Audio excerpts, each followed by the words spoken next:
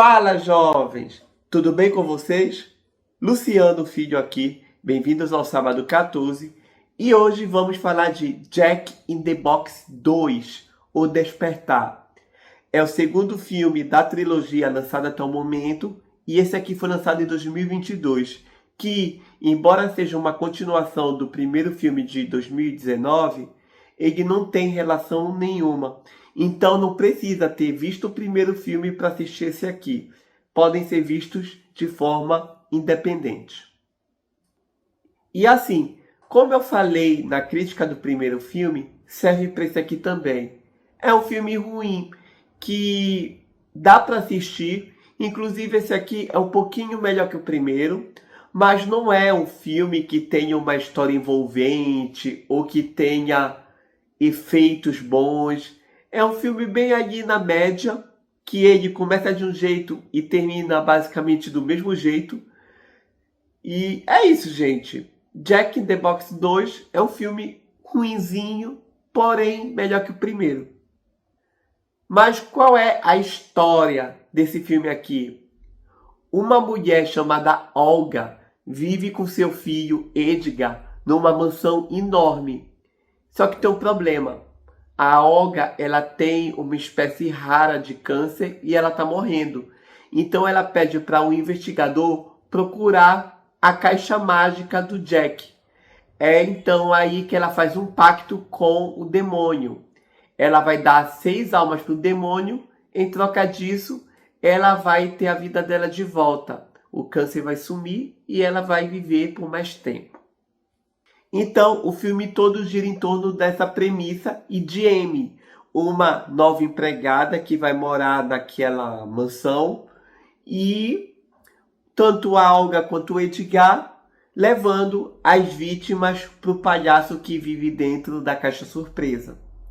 Um ponto bem interessante desse filme, da qual ficou devendo do primeiro, é que eles contam a história da origem dessa caixa. De onde foi que surgiu esse demônio, como é que tudo foi acontecendo. E é uma história bem legal.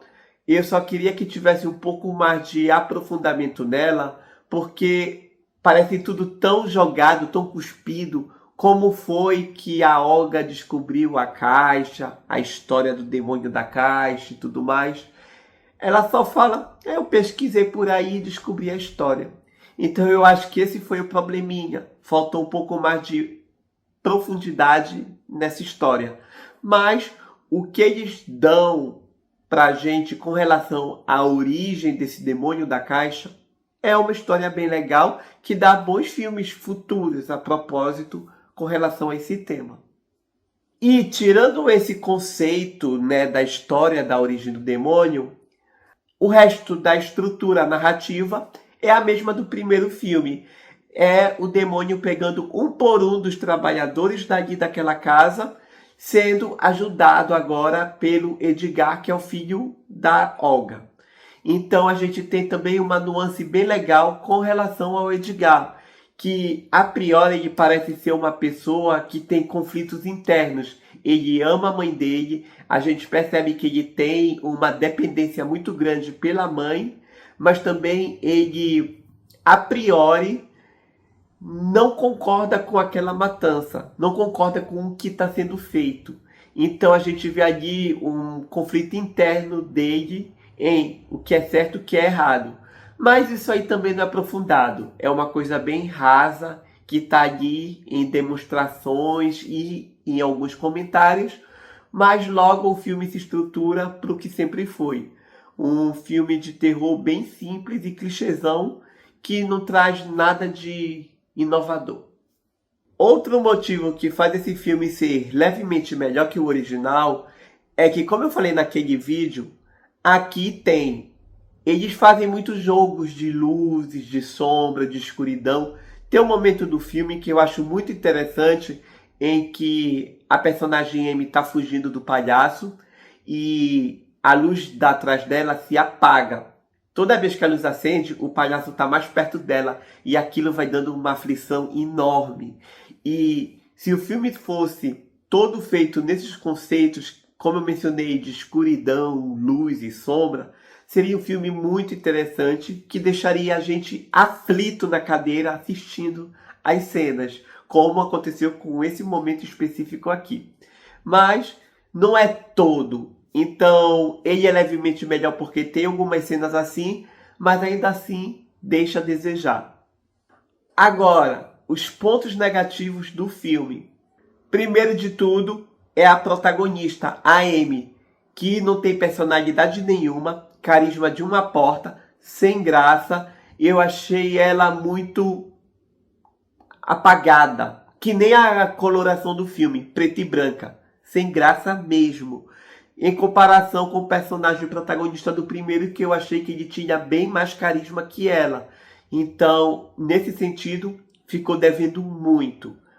Outra questão são as mortes. Embora tenha um pouco mais de gráfico aqui, ainda assim estão muito fracas, estão muito simples. Podem fazer coisas melhores aqui, tá? Eu não sei se é a intenção não mostrar muito, talvez seja, mas isso faz o filme ficar muito fraco e superficial também. Então ficou devendo um pouco mais de gore, um pouco mais de sanguinolência, digamos assim, sabe? E isso atrapalha. Atrapalhou tanto o primeiro quanto esse aqui. E o terceiro ponto é o final. O final acaba de um jeito tão tosco, tão abrupto assim, sabe? Que eu fiquei... É sério. Não gostei. Achei fraco, achei ruim. E isso abaixou a qualidade do filme. Aquele final apressado, sem sentido e sem conclusão. Não é sem sentido, tem sentido, mas não tem conclusão. Então, não gostei do final também. O primeiro filme, pelo menos, tentou fazer uma reviravolta, uma coisa assim surpreendente. É claro que a gente já sabe, quem presta atenção no filme percebe a reviravolta ali, porque o filme se auto-explica. Então, é previsível demais. Só que tentou. Aqui nem isso eles tentam. É uma coisa tão fraca que...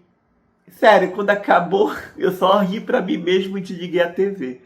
Então é isso, pessoal. Se tu pegar o personagem do primeiro filme e juntar ele com a história e a ambientação desse segundo, Jack in the Box seria um filme muito bom até. Só que não é o que acontece. Então, assim, acaba que são dois filmes medianos para fraco, que tinham potenciais, mas acabam ficando ali no... É isso que eu quero mostrar, tá tudo certo e ok. Então, é isso, gente. Não tem muito mais o que dizer. Jack in the Box 2 é um filme bem parecido com o primeiro.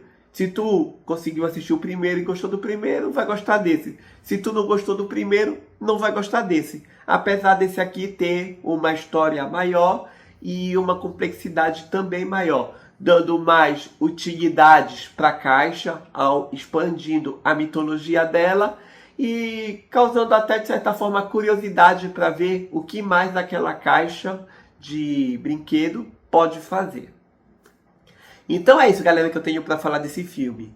Vocês já assistiram ele? O que vocês acharam? Vão aqui e comentem que eu respondo, tudo certo? Então até o próximo vídeo, turma. Tchau!